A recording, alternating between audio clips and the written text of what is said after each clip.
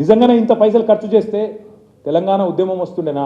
నిజంగానే ఇన్ని పైసలు ఖర్చు చేస్తే తెలంగాణకు పోరాడవలసిన దుస్థితి వస్తుండేనా? తెలంగాణ పిల్లలు ప్రాణాలు కోల్పోయే పరిస్థితి వస్తుండేనా? ఒక్కసారి గుర్తు చేసుకోవాలని చెప్పి కూడా నేను కోరుతా ఉన్నా. ఇక్కడ విచిత్రం ఏమంటే వాళ్ళే చెప్తారు 60 ఏళ్లలో మేము చేసిన ఖర్చు 4,98,000 కోట్లని. మళ్ళీ వాళ్ళే చెప్తారు అదే శ్వేతపత్రంలో గత 10 ఏళ్ల ఖర్చు తెలంగాణలో కేసీఆర్ ప్రభుత్వం పెట్టింది 13,72,930 కోట్లని వాళ్ళే చెప్తారు. అంటే 60 ఏళ్లలో నిజంగా ఒక నిమిషం, ఒక క్షణం, ఒక సెకండ్ కోసం ఇది వాళ్ళు చెప్పిన లెక్క కరెక్టే అనుకుందాం, అభూత కల్పన అయినప్పటికీ అనుకుంటే దానికంటే దాదాపు 3 రెట్లు ఖర్చు పెట్టిన తెలంగాణ ప్రభుత్వం ఏమో పని చేయలేదంటారు. కానీ వాళ్ళు మాత్రం 60 ఏళ్లలో పెట్టింది మాత్రం చాలా గొప్పగా పెట్టినాం, ఖర్చు పెట్టినాం అని చెప్పి మన ముఖ్యమంత్రి గారు, మన గౌరవ పెద్దలు కేసీఆర్ గారిని తూలనాడే ప్రయత్నం, తెలంగాణ రాష్ట్ర ప్రతిష్టను దెబ్బతీసే ప్రయత్నం వారు చేసినారు. అందుకే ఆస్తులు అస్తిత్వం సృష్టించిన పార్టీగా, తెలంగాణకు అద్భుతమైన సంపద సృష్టించిన పార్టీగా వాస్తవాలు చెప్పాల్సిన బాధ్యత మా ముందు ఉంది. కాబట్టే నేను ఒక్కొక్క సెక్టర్ వైజ్ మేము ఏం చేసినా కూడా చెప్పే ప్రయత్నం మీకు చేస్తాను. ఎలక్ట్రిసిటీ మీద వాళ్ళు చాలా మాటలు మాట్లాడినారు. మొన్న ఎలక్ట్రిసిటీ జెన్కో కావచ్చు, ట్రాన్స్కో కావచ్చు, డిస్కామ్లు కావచ్చు తీవ్రమైన సంక్షోభంలో ఉన్నాయి, నాశనం చేసిపోయింది కేసీఆర్ ప్రభుత్వం అని చెప్పి నోటికొచ్చిన మాటలు మాట్లాడినారు. నేను ఒక్కసారి దయచేసి ఇది గమనించాలని చెప్తా ఉన్నాను. తెలంగాణ ఏర్పడ్డ నాడు ఈ మొత్తం ప్రజెంటేషన్ మీకు ఇస్తాను, పబ్లిక్ డొమైన్లో పెడతాను, ఇది అందరికీ కూడా అందుబాటులో ఉంటుంది. మీరు ఎవ్వరు కూడా తర్వాత క్షుణ్ణంగా చదువుకోవచ్చు, ఎన్ని రకాలుగా దీన్ని పరీక్షలు చేయాలో, ఎన్ని రకాల స్క్రూటినీ చేయాలో అవన్నీ కూడా చేసుకోవచ్చు, మాకు అభ్యంతరం లేదు.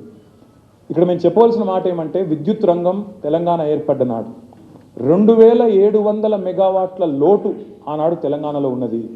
ఇన్వర్టర్ లేని ఇల్లు లేదు, జనరేటర్ లేని అపార్ట్మెంట్ లేదు. చిన్న చిన్న జిరాక్స్ సెంటర్లలో, చిన్న చిన్న కిరాణా షాపుల్లో కూడా ఆ రోజు బత్తి వెలగాలంటే ఇన్వర్టర్ లేకపోతే బత్తి వెలగదు, మధ్యాహ్నం పంక తిరగదు, కాలిపోయే మోటార్లు, పేలిపోయే ట్రాన్స్ఫార్మర్లకు లెక్కలేదు. 22,000 కోట్ల అప్పు ఆనాటికే మాకు అప్పచెప్పి 2,700 మెగావాట్ల లోటు విద్యుత్తుతో మాకు ఆనాడు అప్పచెప్పి పోతే మేమేం చేసినామో ఒకసారి చెప్పాలి మీకు. ఏం చేసినామంటే మాకు అప్పచెప్పిన నాడు 7,778 మెగావాట్ల స్థాపిత విద్యుత్ సామర్థ్యం, మేము దిగిపోయే నాడు 19,464 మెగావాట్ల విద్యుత్ సామర్థ్యానికి పెంచి దాదాపు 12,000, సుమారుగా 12,000 మెగావాట్ల విద్యుత్తును, అంటే 60 ఏళ్లలో వాళ్ళు 7,700 చేస్తే మేము కేవలం 10 ఏళ్లలో 12,000 మెగావాట్ల విద్యుత్తును రాష్ట్ర ప్రజలకు తరగని సంపదగా యాడ్ చేసినాం. ఇక్కడ ఇంకొక మాట కూడా చెప్తాను నేను, ఇది నెక్స్ట్ ఇయర్ కల్లా చూస్తే ఈ 19,000 నెక్స్ట్ ఇయర్ కల్లా యాదాద్రి కమిషన్ అయితే 25,000 మెగావాట్లకు చేరుకుంటుంది.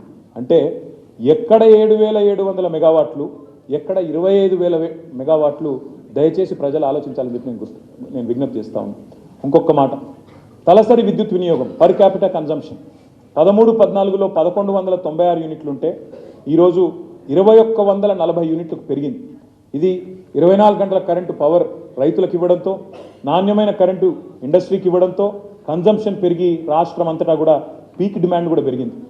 13-14లో పీక్ డిమాండ్ 5,661 మెగావాట్లు ఉంటే ఈరోజు 22-23లో 15,497 మెగావాట్లు. ఇది ఉమ్మడి రాష్ట్రం యొక్క పీక్ డిమాండ్ కంటే ఎక్కువ. ఉమ్మడి రాష్ట్రంలో కూడా ఎన్నడూ 13,000 మెగావాట్లు దాటలేదు. కానీ వేరుపడ్డ తర్వాత తెలంగాణ యొక్క విద్యుత్తు పీక్ డిమాండ్ 15,500 మెగావాట్లకు చేరుకుంది. ఇది మన విజయం కాదా, రాష్ట్రం సాధించిన విజయం కాదా ఆలోచించమని చెప్పి నేను కోరుతా ఉన్నాను. రాష్ట్రం ఏర్పడక ముందు 6 సబ్స్టేషన్లు ఉండేవి 400 kV, ఇవాళ దాన్ని 19 యాడ్ చేశాము, 25కు చేరుకున్నాయి. 220 ఆనాడు 51 ఉంటే 52 యాడ్ చేసినాము, 103కు చేరుకున్నది. 132 ఆనాడు 176 ఉంటే దాదాపు ఇంకో 80 దాకా యాడ్ చేసాము, 250కి చేరుకున్నాయి. 33 kV సబ్స్టేషన్లు 2,138 ఉంటే దాదాపు మరొక 1,000-1,100 యాడ్ చేయడంతో 3,200 సబ్స్టేషన్లకు చేరుకున్నాయి.